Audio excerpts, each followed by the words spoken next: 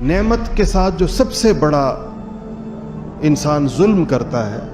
وہ یہ ہے کہ اس نعمت کو اللہ تعالیٰ کی نافرمانی میں استعمال کرنا۔ نعمت ہو لیکن اس نعمت کا استعمال اللہ جل شانہ کی نافرمانی میں ہو رہا، یہ کسی نعمت کے ساتھ اس سے بڑی زیادتی اور ظلم کوئی انسان نہیں کر سکتا، کیونکہ دی گئی تھی اللہ کی یاد کے لیے،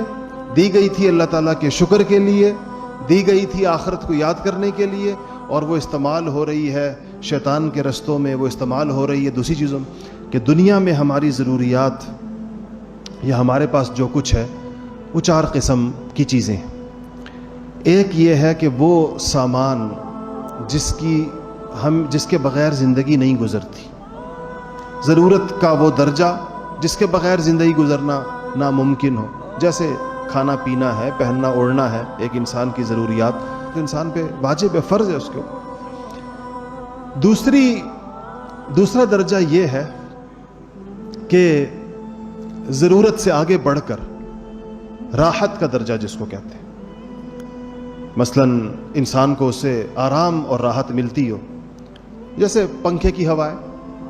اس کے بغیر بھی زندگی گزرتی ہے لیکن اس سے ہوا سے راحت ملتی ہے۔ ایئر کنڈیشن ہے، اس کے بغیر زندگی تو گزرتی ہے مگر اس سے راحت انسان کو زیادہ ملتی ہے، وہ بھی جائز ہے انسان کے لیے۔ تیسرا درجہ ہے کہ جس کا تعلق راحت سے تو نہ ہو،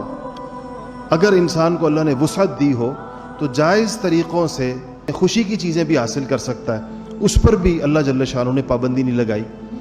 چوتھا درجہ جہاں سے حرام شروع ہوتا ہے، اور وہ ہے کہ وہ چیز جو انسان فقط